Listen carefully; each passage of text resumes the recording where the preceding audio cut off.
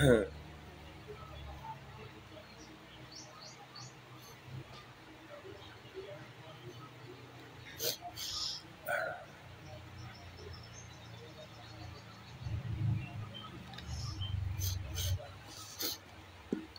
to God. Isang pinagpalang umaga po sa ating lahat. Salamat sa Panginoon at tayo ay muli na dito sa devotion upang mag-aral minsan pa ng kanyang mga salita. Ang devotion pong ito ay nagmula sa District 6 sa pangunguna po ng aming Ma'am Cheryl Manansala. Ay po ay under ni Pastor Jeffrey Manaig ng Door of Faith Masaya. Kaya salamat sa Diyos sa umagang ito. Ay binabati ko po kayo ng isang pinagpalang umaga. At masayang umaga po sa ating lahat. Salamat sa Panginoon, sa pagsikat ng araw ay nasilayan pa natin dahil ito sa biyaya ng Diyos. Nananatili tayong may buhay dahil sa kalakasan na ibinibigay ng Panginoon dahil siya ay mabuti sa atin. At salamat sa Panginoon, tayo mag-aaral ng salita ng Diyos at bago po iyon, tayo po muna ay umawit sa Panginoon. Hallelujah. Praise you, Jesus. Salamat po sa inyo, Panginoon. Hallelujah. Witin po natin yung kay buti-buti mo, Panginoon. Kay buti-buti mo, Panginoon, sa lahat ng oras, sa bawat araw, ika'y laging tapat kung magmahal. Ang iyong kaawaan ay magpawalang hanggan. Kay buti-buti mo, buti-buti mo, Panginoon, sa lahat ng oras, sa bawat araw, ika'y laging tapat kung magmahal. Ang iyong kaawaan ay magpawalang hanggan. Pinupuri, sinasamba kita, dakilang Diyos at Panginoon. Tunay ngang ika'y walang katulad, tunay ngang ika'y di nagbabago, mabuting Diyos sa akin nagmamahal. Pinupuri, sinasamba kita, dakilang Diyos at Panginoon. Tunay ngang ika'y walang katulad, tunay ngang ika'y di nagbabago, mabuting Diyos na sa akin nagmamahal. Tunay ngang ika'y walang katulad, tunay ngang ika'y di nagbabago, mabuting Diyos na sa akin nagmamahal. Mabuting Diyos na sa akin nagmamahal. Salamat po sa inyo, Panginoon. Sa umagang ito, Diyos, pinakita niyo po, Panginoon, kung gano'n po kayo kabuti. Panginoon, nagising na kami sa umagang ito, ito'y biyaya niyo na po, Panginoon. Salamat o Diyos, sa umagang ito, minsan pa sa pag-aaral namin ng inyong salita sa umagang ito, nawa ay magsilbing kalakasan ito sa bawat makikinig na nandito sa online, Panginoon. Kayo po ang patuloy na magpala sa bawat isa, Panginoon. Sa inyo yung gagamitin, Panginoon, patuloy niyo akong bigyan ng katalinuhan, karunungan na nagmumula lamang sa inyo. Maitaas po ang iyong dakilang pangalan sa umagang ito. Salamat sa inyo, O Diyos. Ito ang dalangin sa pangalan ni Jesus. Amen. Salamat sa Panginoon at tayo po ay mag-aaral ng salita ng Diyos na matatagpuan natin sa aklat ni Ezra, chapter 7, verse 10. Inuulit ko po sa aklat ni Ezra, chapter 7, verse 10. Sabi po dito, buong sikap na pinag-aralan ni Ezra ang kautusan ni Yahweh upang maisagawa niya ito at upang maituro niya sa bayang Israel mga batas at tuntunin nito. Ulitin ko po, buong sikap na pinag-aralan ni Ezra ang kautusan ni Yahweh upang maisagawa niya ito at upang maituro niya sa bayang Israel ang mga batas at tuntunin nito. Salamat sa Panginoon. Ang pamagat ng ating pag-uusapan ay do you want to be an effective Christian? Ano po, gusto mo ba? Ano po na maging epektibo bilang isang Kristiyano. Ano po, itong aklat na Ezra sa chapter 3 ay ito yung muling pagtatayo ng templo.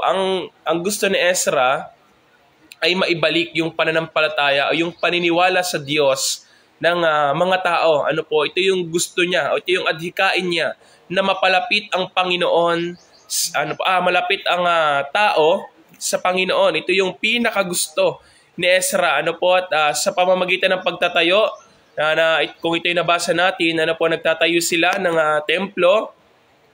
Ano po, ang ginagawa muna nila ay umaawit sila sa Panginoon.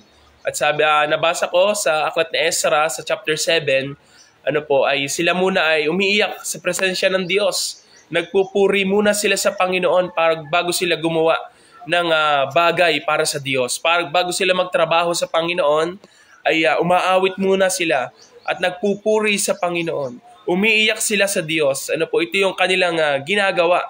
Ano po, at sabi dito, siya din na nagbalik ng pagsamba sa Diyos sa mga nawala sa kanya. Ito yung katangian ni Ezra. Ano po, na siya ay merong malawak din na pangunawa, ano po, sa kautusan ni Moises na ibinaba ng ating Panginoon. Makikita natin dito na si Ezra siya ay mahilig mag-aral. Ano po, mahilig siya magsaliksik, ano po, ng salita ng Diyos. Ano po, at sa umagang ito, tingnan natin yung pagsisikap ni Ezra, ano po, sa pag-aaral ng salita ng Diyos. Amen? Tayo po ay nag-aaral ng salita ng Diyos ngayon at kailangan natin itong pagsikapang maunawaan at pagsikapan natin ito ay maintindihan at mapag-aralan, ano po, sa biyaya ng Panginoon. Yung unang bagay po na ating pag-uusapan, sabi dito, buong sikap na pinag-aralan ang salita ng Diyos. Ano po, si Ezra, bago siya maghayag ng salita ng Panginoon, ay ito'y pinag-aaralan niya muna ng matindi. Ano po, ng mabuti talaga. Talagang humihingi siya ng wisdom sa Lord at talagang pinag-aaralan niyang mabuti ang salita ng Panginoon. Nung ako po ay nag-aaral pa sa Bible School, merong isang pastor na nagpapatotoo, ano po, sa pag-aaral niya ng salita ng Panginoon. Meron siyang mga na-attendant na mga anniversary, revival, ano po, meron isang pastor na aminado na hindi niya na naaaral yung salita ng Panginoon. Ano po, sapagkat meron na siyang katalinuhan. Siya ay marunong na. Alam niya na ang patungkol sa Biblia. Ano po, at halos sa ulo niya na ito. Ano po, pero pag dumarating na ang revival, merong imbitasyon sa kanya, ay hindi niya na naaaral ang salita ng Diyos. Amen po ba? Kumbaga, yung pag-ibig nung una, nung tayo ay bago pa sa Panginoon, bago tayo manalangin, ay nananalangin muna tayo. Bago tayo pumasok sa isang sitwasyon, nananalangin muna tayo sa Panginoon. Bago tayo mag-aral ng salita ng Diyos, nananalangin muna tayo sa Panginoon. Ano po, pero bakit ito nawawala? Ano po, sabi ng pahayag 2:4, ano po, ikaw ay nalalamig na at nawawala na yung una mong pag-ibig sa akin. Ano po, salamat sa Panginoon, biyayaan tayo ng Diyos sa tuwing tayo ay mag-aaral ng salita ng Diyos. Ano po, gayahin natin itong panahon ni Ezra. Ano, bago sila gumawa, ano po, sa pagtatayo ng templo ay talagang lumalapit muna sila sa Panginoon. Umiiyak muna sila sa Diyos. Ano po, makikita natin si Ezra ay siya ay mahilig talaga mag-aral ng salita ng Panginoon. Ano po, mahilig siyang siya ay nagsisikap na mag-aral ng salita ng Diyos. Ano po, sabi pa dito, para tayo ay maging epektibo, ano po, pag-aralan nating mabuti ang salita ng Panginoon. Ano po, bago tayo maghayag ng salita ng Diyos, kailangan ito ay napapag-aralan talaga natin. Ano po, lalo na kung sa Bible study, ano po, kailangan nating pag-aralang mabuti ang salita ng Panginoon. Ano po, para maisabuhay natin, para madali natin itong maituro. Ano po, ang salita ng Panginoon kung ito ay ating pinag-aaralang mabuti o talagang pinagsisikapan, sapagkat ito yung ating trabaho talaga, ang pag-aralan ng salita ng ating Panginoon. Ano po, salamat sa Panginoon. Nawa mga kapatid ay buong sikap nating mapag-aralan. Gayahin natin si Ezra sa pagsisikap niya sa pag-aaral ng salita ng Diyos. Sa pangalawa po, sabi dito, isinasagawa ang salita ng Diyos. Ulitin ko po yung pagkakabasa kanina sa Ezra 7, verse 10. Buong sikap na pinag-aralan ni Ezra ang kautusan ni Yahweh upang maisagawa niya ito, upang maituro niya sa bayang Israel ang mga batas at tuntunin nito. Ano po sabi dito? Sinasagawa ni Ezra ang salita ng Diyos. Amen? Bago pala tayo maghahayag ng salita ng Panginoon, siguro ay marami sa atin ay tayo muna yung tinuturuan ng Panginoon o karamihan talaga. Ano po yung pagtuturo ng Diyos ay nasa atin muna bago natin ito ihayag. Tayo muna yung tinatamaan. Ano po? Salamat sa Panginoon. Kaya kailangan nating isagawa yung ating nababasa o yung itinuturo sa atin ng Panginoon ay kailangan nating gawin bago natin ituro. Ano po? Salamat sa Panginoon. Napakahirap nga naman na ibenta ang isang produkto na pampaputi kung ikaw ay sunog naman ang balat, kung ikaw naman ay maitim. Ano po, napakahirap nito ibenta. Ano po? Salamat sa Panginoon. At kung ikaw ay gusto mong maging epektibong Kristiyano o gusto natin na maging epektibong Kristiyano, ano po ay kailangan na isagawa natin ang salita ng Panginoon. Amen po ba? Salamat sa Panginoon. Ano po? Kung ikaw ay medyo nauubos na ang buhok, tapos ay ang binebenta mo ay pampalago ng buhok, pampahaba ng buhok, parang wala namang pong maniniwala. Ano po na pampahaba nga yan ng buhok. Ano po, parang ang hirap naman din na maniwala kung yung produkto mo ay nakakaputi. Ano po, kung ang kulay mo naman ay hindi ganun kaputi at ikaw ay sunog na sunog. Ano po, napakahirap ito itinda. Ano po, naalala ko rin yung patotoo ng isang pastor na merong sumakay sa loob ng kotse. Ano po, at siya ay nakaapak ng pupo ng aso. Ano po, at nung siya ay sumakay sa kotse, ang dami nilang nakasakay doon at siya ay nagtuturo. Sinabi niya, bumaba nga kayo at kayo ay nakaapak ng pupo ng aso. Ano po, at nagsibaba nga yung kanyang mga kasama at yung amoy ay nandoon pa rin. Pero nung tinignan niya yung kanyang paa ay siya pala yung nakaapak. Ano po? Hallelujah. Ganun din sa atin. Minsan ay nag-aaral tayo ng salita ng Diyos. Tayo na pala yung tinuturuan ng Panginoon. Pero sa iba pa natin sinasabi, hindi natin alam na tayo na pala yung tinuturuan ng salita ng Diyos. Ano po? Tayo na pala yung talagang binibigyan ng aral ng Panginoon. Pero patuloy lang tayo sa paghahayag. Ano, ikaw, nakaapak ka ng pupo ng aso. Ikaw, ganito ka. Kailangan nating magbago. Ano po, nasasabi natin yung mga ganung bagay, pero tayo pala yung nakaapak ng pupo ng aso. Ano po? Salamat sa Panginoon. Sa pangatlo po, sabi kay Ezra dito na sabi dito, upang maisagawa niya ito at upang maituro niya sa bayang Israel ang mga batas at tuntunin nito. Yung pangatlo po, upang maituro ito. Ano po? Mga kapatid, para maging mas epektibo tayong Kristiyano, sabi dito sa una, kailangan buong sikap nating pag-aralan yung salita ng Diyos. Ano po? Kailangan nating isagawa ang salita ng Diyos upang, sabi sa pangatlo, upang maituro natin ito para maging epektibo tayo. Ano po? Salamat sa Panginoon pag tayo ay naging epektibo at nakita natin yung pag-aaral talaga natin sa Panginoon, salita ng Diyos, ay magiging epektibo tayo. Ano po? Pag tayo ay nag-share, ano po? Naghahayag ng salita ng Panginoon. Sinasabi pa lang natin na ikaw, alam mo ba, mahal ka ng Panginoon. Ano po? Yung sinesharean mo ay umiiyak na agad. Ano po? Sapagkat ikaw mismo na nagsasabing mahal ka ng Panginoon ay naranasan mo kung gaano ka talaga kamahal ng ating Panginoon. Amen. Salamat sa Panginoon. Ano po? Ito yung kailangan nating malaman. Ano po? Para maging epektibo tayo sa paghahayag ng salita ng Panginoon ay kailangan natin itong pagsikapang pag-aralang mabuti.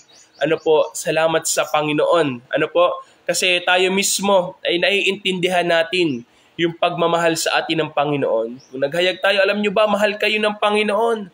Kaya kayong itawid ng Panginoon sa iyong pagsubok na nararanasan. Kasi alam natin, kasi itinawid tayo ng Panginoon. Ano po? Kasi nakaka-relate tayo sa itinuturo natin kung ating ihahayag ang kabutihan ng Panginoon. Ano po? Basahin ko po sa inyo sa aklat ni Josue, chapter 1, verse 8. Ano po sabi dito? Josue, chapter 1, verse 8. Sabi dito, huwag mong kaliligtaan, basahin ang aklat ng kautusan. Pagbulay-bulayan mo iyon, araw at gabi, upang matupad mo lahat ng nakasaad doon, sa ganon, magiging masagana at matagumpay ang iyong buhay. Ano po yun yung sinabi ng ating Panginoong Yahweh? kay Josue. Para siya ay magtagumpay, pinasa na ni Moises yung pagiging leader kay Josue.